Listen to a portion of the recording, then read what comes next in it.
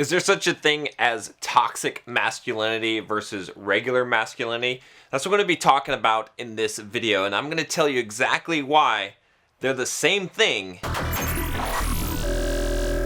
What's up, guys? I'm Sonmez from BulldogMindset.com, and you are in the right place to develop mental toughness, become a bulldog, and transform your life. This is a popular topic on this channel. I've talked about this to you guys a lot of times, but it's really important, okay? Because I think what's happening a lot in society today is that men are being emasculated. Basically, masculinity is being called toxic, and the way that a lot of people are working around this is that instead of flat out calling all masculinity toxic, they are labeling a portion of masculinity as toxic masculinity. What I hear a lot, right, is someone will say something like, you know, that masculinity is good, and why are feminists and why is society attacking masculinity? And then the defense will be automatically, oh, we're only talking about toxic masculinity. We're not trying to say that all masculinity is bad, which is bullshit, okay?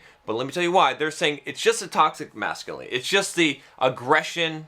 It's just the sexual assault and violence and those bad traits of masculinity, right? The things that we might classify as, you know, if you want to be fairly broad, stoicism, aggression, competition, sexual violence. It's a package deal, folks, okay? It's a package deal. Part of being masculine or being a man, these traits are part of that. You could say they're good or bad, but that's another way of classifying things in order to be able to say, okay, this is bad, and to basically emasculate men in general by saying, well, these parts are bad. Well, what is really left of masculinity if you take away things like dominance, aggression, violence? Men are dangerous. Jordan Peterson actually had a really good quote. I can't remember the exact quote, but he said something along the lines of this, okay? He said that a good man is not a harmless man, okay? Not a safe man, essentially. He said that a good man is a man that's capable of extreme violence, but basically has it in check, but chooses not to use it. That is really power. That is really what it means to be a man, to be masculine, to be, quote, a good man. We have a moralistic viewpoint in life and in the world and in religion. I'm not trying to knock that, but I'm not going to preach to you morals. I never preach to you morals on this channel. Remember where we came from and where these biological natures came from. They didn't come from a world of good and bad and moral right and wrong.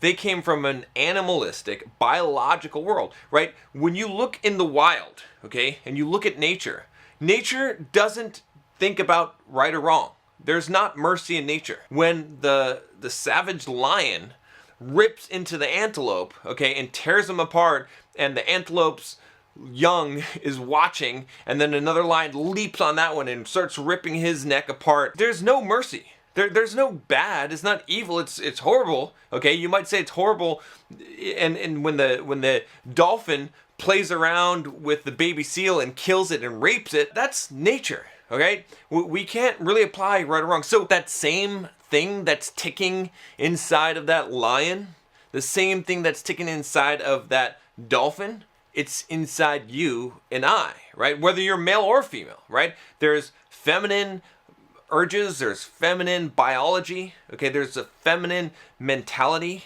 okay, and that exists, and there's the masculine, okay, and yes, we could apply, you know, we are humans, we do have perhaps a higher nature, a spiritual nature to us, I do believe that, but underlying it all, right, there is this biological evolutionary force that doesn't know good or evil, okay, it just acts, and that's where aggression and dominance and the sexual nature of men comes into play. These things are a package deal. You don't get to say, oh, well, you know, these bad behaviors, this harassment and bullying, and they're two sides of the same coin, okay? The aggressive guy, and I said this, I can't remember, I said this probably on an Instagram message or something, and I basically said that, look, here's the thing, is the reason why we believe in masculinity at Bulldog Mindset is because even though aggression, dominance, you know, all these things can be used for evil in the world, it is also the best weapon we have against evil. It's going to take strong men good men to fight and to defend against strong evil men. Okay, it is a necessary evil. It is a necessary component, and it is built into us. It is the biological nature of us as men. There's a difference between the nature of a thing and the behavior and the expression of it, right? I'm not advocating violence against innocence. I'm not advocating violence against women or sexual assault or any of those things. I'm not even really advocating bullying, okay? I'm just saying that these things, this competition, the dominance, the stoic, philosophy, the stoic way of acting, okay? These are all components of masculinity and manhood. If you try and dissect this and try to pull out the things that you don't like, you destroy the whole thing. So it's a really convenient way of basically getting away with denouncing masculinity by just saying, oh, well, just the toxic stuff, because there's two sides of that coin. If you stayed on to the end, good on you, but I've got a book for you. It is called The Weight of Men by Jack Donovan. I've talked about this book a lot on this channel. Go check it out. There'll be a link in the cards in the description below. But even though Jack, I have to say that Jack, I didn't realize this, but I had to figure out how I feel about this, but Jack Donovan has come out as, I guess he hasn't come out, he's been known, but not to me, as gay, okay? So it seems really weird, I understand, guys, that I would be recommending a book about masculinity from a gay man, but here's the thing, okay?